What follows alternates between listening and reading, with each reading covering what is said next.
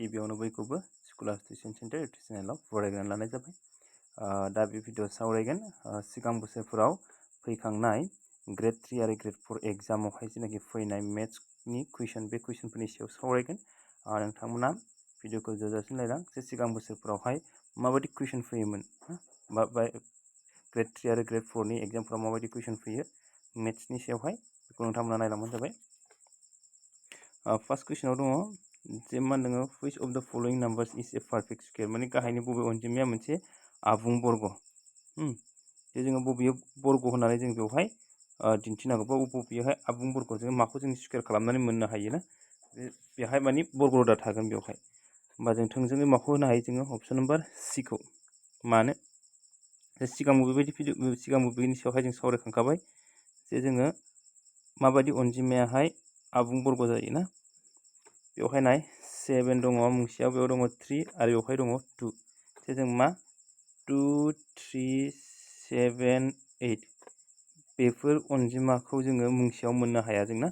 जेब्ला मुंसेयाव 2 3 7 8 बेफोर थायोबा बेफोर मा जानाय नङा पारफेक्ट स्कुवेर जानाय नङा ना होमबा जोंनियाहाय माया जागोन अपसन नम्बर सि आहाय। नेक्स्टआव दं फाइन्ड द height of a cylinder whose radius is 7 cm and total surface area is 960 cm माने हासुंनि जौथायखौ दिहुननांगौ जायनि सखावा 7 cm आरो गासै बिखुं दब्लायथियाहाय 968 सेन्टिमिटार स्कुवेर जे हासुं होनदों बे सिलिन्डार ना बे हासुंनि गासै बिखुं दब्लायथि बे बेसेबां होनाय दङ 960 जे हासुंनि गासै बिखुं दब्लायथि दिहुननाय फर्मुलाया मा जायो 2 r plus 8 ना होमबा बेयो होखानाय दङ 968 जे बे गासै बिखुं दब्लायथि आरो बिखुं दब्लायथि होनाय दङ बेयोहाय ना होमबा जों माखौ दिहुननांगौ h नि मानखौ दिहुननांगौ बेयाव मा जागोन 2 into 22/7 r नि माना सखावाहाय 7 plus 8 968 77 ना दानिया मा खालामदो बेवहाय सानजाबदो दा 22 जोंहाय 22 खौ सानजाबा बेसेबां मोनगोन जेब्ला 2 जों 22 खौ सानजाबा 44 मोनगोन ना 44 7 plus 8 समान 968 जेब्ला जोङो 968 खौ 44 रानगोन अब्ला बेसेबां मोनगोन 22 मोनगोन जोङो जे मा होनदों 44 जों रानोबा बेसेबां मोनखो 22 होमबा 7 plus 8 is equal to बेसेबां मोनगोन 22 होमबा h खौ दिहुननांगौबा 22 minus 7 बेसेबां जागोन बेयो 15 होमबा माया जागोन अपसन नम्बर ए आहाय 15 आहाय कारेक्ट एन्सारा। नेक्स्टआव दं how many 3 digit number in all are divisible by 9 जे मोनथाम सानजिमानि अनजिमाफोरा गासै मोनथाम सानजिमानि अनजिमाफोराहाय मोनबेसे अनजिमाफोरा 9 जों रानजायो ना 9 जों रानजानाय मोनबेसे मोनथाम सानजिमानि अनजिमाफोर दं बेखौहाय दिहुननांगौ जे नाय दुइसिन अनजिमाया मोनथाम सानजिमानि दुइसिन अनजिमाया मा जायो 100 ना आरो मोनथाम सानजिमानि देरसिन अनजिमा मा जायो 999 ना बा जोङो बेबायदि होलायालासिनो मा खालामनो हायो जों बेखौहाय जोङो 9 जोंहाय रानजानाय होनना बुङो ना 100आथ' 9 जों रानजाया होमबा जोङो 9 जों रानजानाय मोनथाम सानजिमानि अनजिमाया मा जागोन 108 आरो बेथ' 9 जों रानजाखायो ना 999 आहाय होमबा मा होनदों मोनबेसेया 9 जों रानजायो बेखौ दिहुननांगौ होमबा बेवहाय नैबे जाबाय ए फार्स्ट टार्म ना आरो नैबे लास्ट टार्म बेखौहाय जोङो मालाबाय ए एन ओमफ्राय डिफारेन्सआ मा जागोन बेवहाय 9 माने 9 जों रानजानाय नालाय ना होमबा जोङो मा खालामनो हायो बेवहाय जे मा होनदों एआ बेसेबां होनदों 108 माने फार्स्टनियाहाय ना फार्स्टनि 108आहाय 9 जों रानजाग्रोनाय बेनिफ्राय दं बेयो मा होनो ए एन ना 999आबो मा जायो 9 जों रानजायो आरो डिआहाय मा जागोन 9 मा खालामनो हायो जों बेवहाय ए एन समान ए प्लास एन माइनास 1 डि बे फर्मुलाखौ लानानै बानायनो हायो जोंना 99 इकुवेल टु मा जागोन 108 एन माइनास 1 इनटु मा जागोन 9 बेवहाय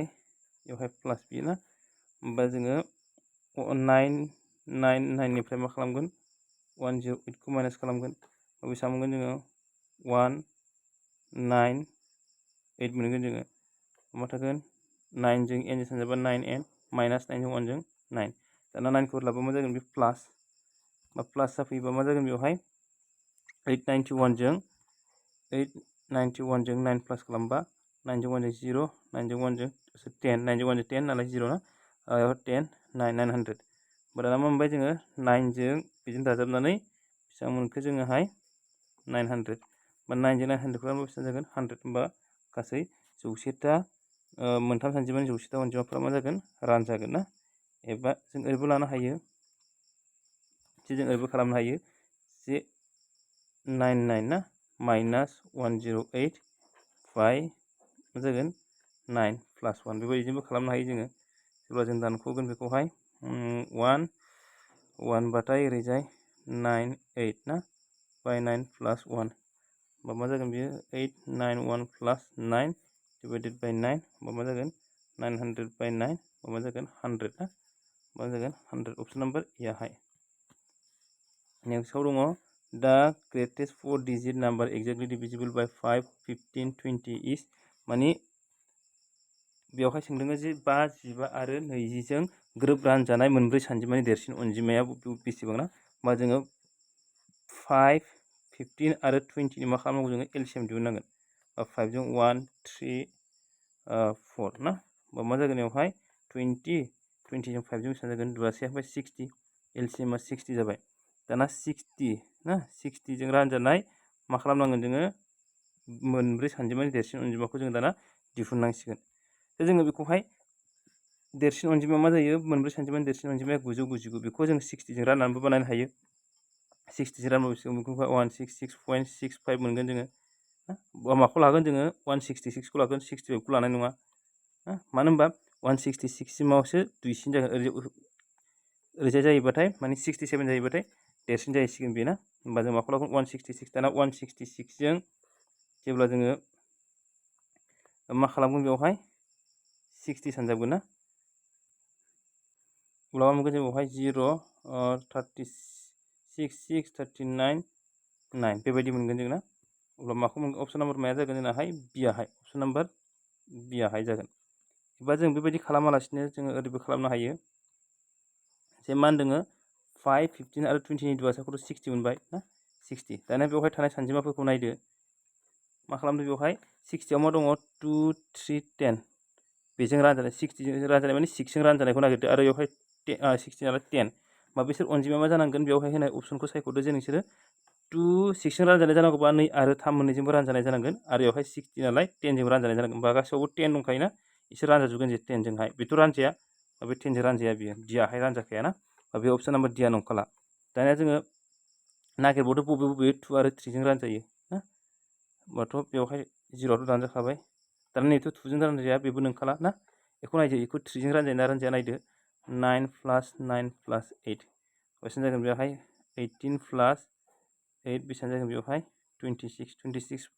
2 प्लास 6 8 8आथ' 3 जों रानजाया होमबा बेबो 3 जों रानजाया होमबा मा जागोन अपसन नाम्बार बियाहाय 2 जोंबो रानजायो 3 जोंबो रानजायो 10 जोंबो रानजागोन होमबा बियोहाय ना बेबायदि next 2 number are in the ratio 5 and their HCF is 13 the LCM is माने मोननै अनजिमानि रुजुथाया 4 रुजुथाय 5 आरो बिसोरनि देयासाया 13 देयासाया दुवासाया जाबाय दुवासाखौ जोङो दिहुननांगौ जेबो होनदों मोननै सानजिमाया मा होनदों 4 आरो 5 नि रुजुथायाव दंना बिसोरखौ हमदो जोङो 4x आरो जों मा हमबाय 5x जे मोननै अनजिमा मोननैखौ जोङो 4x आरो 5x हमना लाबाय जोंना 4x आरो 5x हमना लाबाय दाना जों मा होनो बेवहाय जे डियासे होनाय दं डियासा माने मा मोननै अनजिमाया 4x आरो 5x होमबा बेवहाय माया कमन जाना दङ x आ कमन जाना दं होमबा x आ मा जागोन बे डियासा HCF HCF आ मा जाना दं x बिनिनो x आ होनाय दं बेसेबां 13 होमबा x आ 13 बेवहाय 13 इनटु खालामदो माने दुवासाखौ दिहुननांगौ दुवासा माने बेवहाय नाय मा जाना दं 4 इनटु 13 आरो बेयाव मा जाना दङ मोनसेना 5 इनटु 13 होमबा डियासायाथ' कमन दंखायो होमबा मा जागोन बे 13 इनटु 4 इनटु 5 होमबा 20 जों 13 जों बेसेबां जागोन बियो 26 होमबा मा जागोन 260 एन्सारा मा जागोन 260 माने 13 इनटु 20 इज इकुवेल टु मा जागोन 260 जे मा होनदों बेवहाय मोननै अनजिमाखौ जों मा हमदों मोननै अनजिमाखौ जों हमबाय 4x आरो मोनसेखौ जोङो 5x हमबाय बेवहाय 4 x आ मोननैबो कमन ना कमन माने मा बे दुवासा जागोन डियासा आरो होखानाय दङ HCF होखानाय दङ 13 ना बेवहाय 13 जागोन बियो 4 into 13 आरो मा जागोन बियोहाय 5 into 13 जेब्ला दुआसा दिहुननांगौ अब्ला जोङो कमनखौ मोनसे लागोन 13 आरो गोरोबिखौ जों लागोन ना 4 into 5 बेबायदि होमबा सानजायाव बेसेबां मोनगोन जोङो अपसन नाम्बार D 260 आहाय नेक्स्टआव दं मोननै अनजिमानि दुआसाआ 66 अनजिमाफोरनि रुजुथाया 2 रुजुथाय 3 दाजाबगासैया अनजिमाफोरनि दाजाबगासैया मा जागोन बेयाव दिहुननांगौ LCM आ होनाय दं LCM आ बेसेबां 66 मोननै अनजिमा मा जाबाय 2x आरो 3x जों हमबाय जों ना होमबा LCM मा जागोन बेवहाय LCM मानि मा LCM खौ जों मा मोनदोंमोन बे कमनखौ मोनसे लागोन बेनिफ्राय मा जागोन नैबे गोरोबिखौ लागोन जों ना गोरोबनायखौ मोनसे आरो गोरोबिखौ लागोन होमबा बेवहाय होनाय दंखायो जे मा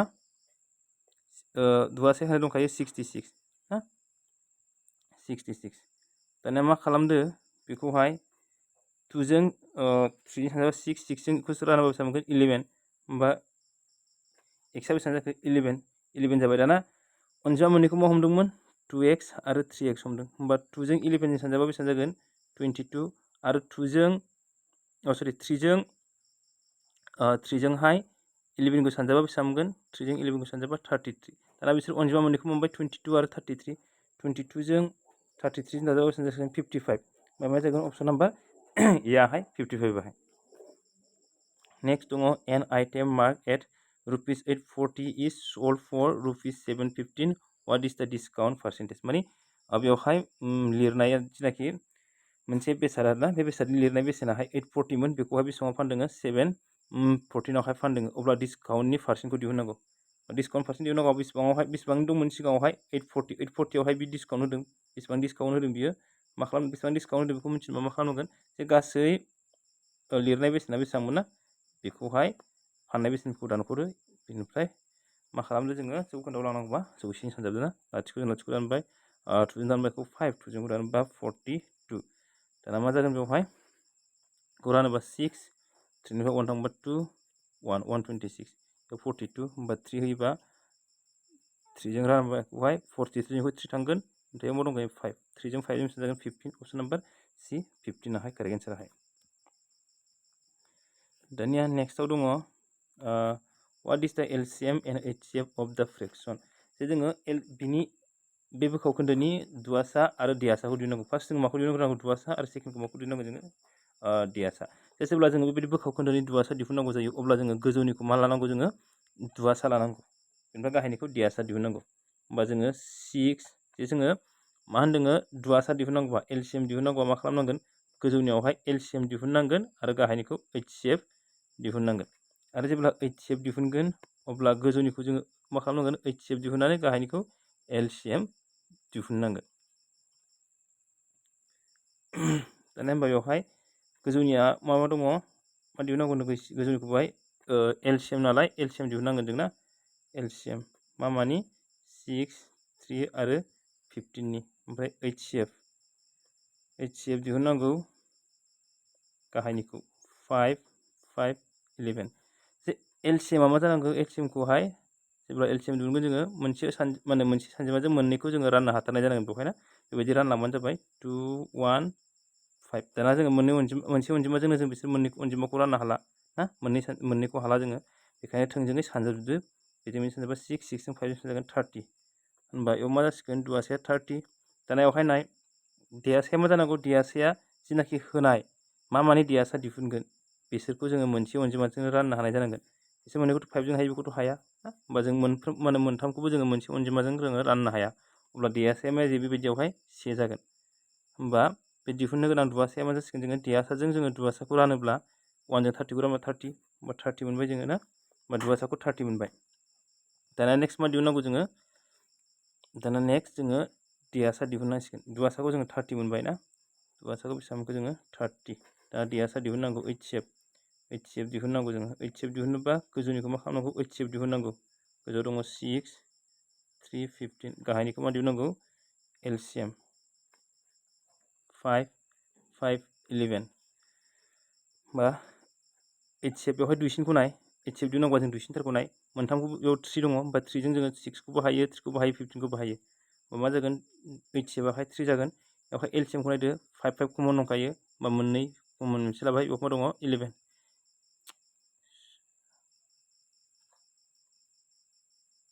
सरि बेवहाय मा दङ 11 दाना मा जाबाय होमबा मा होनो बेवहाय 5 5 ओमफ्राय 11 ना 5 5 11 दाना 5 जों 11 जों सानजाबा बेसेबां जागोन 55 होमबा 3/55 होमबा एलसीएम आ 30 आरो एचसीएफ खौ जोङो 3/55 होमबा मा जागोन अपसन नम्बर ए आहाय दा नेक्स्ट कुइसन दङ 9 नम्बर बेवहाय दङ जुदि cube root 3 power n equal 81 then द भेल्यू अफ n नि मानखौ दिहुननांगौ जों बेखौहाय मा लिरनो हायो क्यूब रुटखौहाय पावाराव लिरोबा 3n 1/3 लिरनो हायो जों ना क्यूब रुट नालाय मा होनदों 1/3 इज इक्वल टू 81 को मा लिरनो हायो जोङो 81 को जेब्ला जों बोखावगोन ना रोदा सानजागिरिफोरखौ दिहुनगोन 2 जोंथ' हाखायानोसै मानो होनबा मुंसेयाव 2 दं 1 दङ गेजेराव अनजिमा थायोबा हाया 3 जों हरदो 3 जों बा 2 हरबा 6 6 हरनाय लोगो लोगो 21 7 3 जों 9 3 3 होमबा मा जागोन मोनबेसे 3 दङ मोनब्रै होमबा पावारा मा जागोन 4 दाना बेखौ जों इनटु खालामगोन इनटु खालामबा गोजौआवहाय n जों 1 सानजाबगोन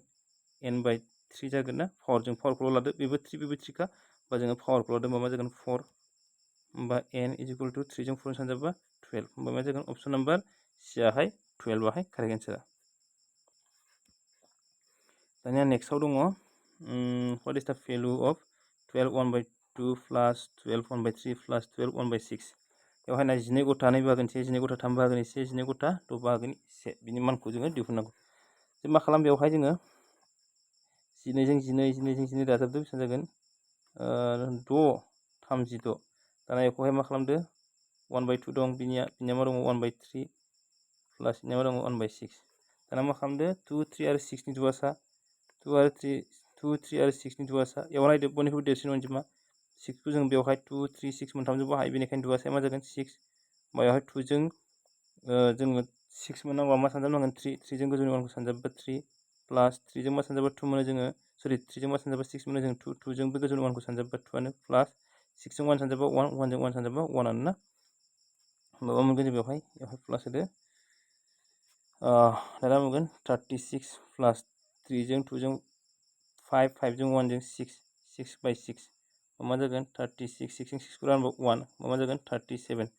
मा जागोन एन्साराहाय अपसन नम्बर डी 37 आहाय कारेक्ट एन्सारा एबा जोंनो ओरैबो बानायनो हायो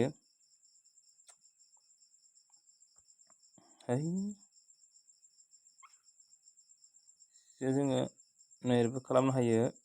बेखौहाय जोङो बेखौ सानजाबनानै ना मा खालामदो जों नंग्रा बेखौ खोन्थालांबा 2 जों 2 सानजाब 2 जों 2 सानजाबा 24 24 जों दाजाबबा 25 दाजाब 2 बेखौ बैयाव मा जागोन 36 दाजाब 37/3 ओरैनोखौ दाजाबा बेसेबां जागोन बे 72/6 दुवासा लायोबा बेसेबां जागोन बे 6 3 जों सानजाबा बेसेबां जागोन 2 जों मा सानजाबा 6 मोनगोन जों 3 3 जों 28 जों सानजाबा बेसेबां जागोन बेयो 75 प्लस 3 जों मा सानजाबा 6 मोनगोन जों 2 2 जोंहाय 37 जों सानजाबा बेसेबां जागोन बेयो 74 ना 74 प्लस बेयाव मा जागोन बेयो 72 सरि 73 जानांगौ बेयो 73 दाना बेखौ जेब्ला जों दाजाबगोन जों ना दाजाबगोन अब्ला मा मोनगोन जों बेवहाय 9 10 11 12 12 1/21 22 6 दाना बेखौहाय 6 जों राननांसिगोन जों ना दा जों बेखौहाय 6 जों रानबा बेसेबां मोनगोन जोङो 6 खौ रानदो 6 जों बेखौहाय माखौ राननांगौ जोङो जेनेबा 2 जों रानोबा बेसेबां मोनगोन जोङो 1 1 1 3 जों रानोबा बेसेबां मोनगोन जोङो 2 जों रानोबा 3 दाना 1 1 1 खौ माजों राननांगौ 3 जों दानिया 2 हरबा बेसेबां जागोन बे 9 9 हरबा बेसेबां जाबाय 21 ना 21 सरि 3 बे 3 हरबा 9 ना ओमफ्राय मा जागोन 7 21 मा जागोन 37 अपसन नम्बर डि आहाय बेबायदिबो जोङो दिहुननो हायो स' दिनैनि भिडिअ बेखिनियानोसै नोंथांमोना भिडिअखौ नायना मोजां मोनोब्ला लाइक शेयार कमेन्ट खालामबानो जाबाय गोजोन्थों।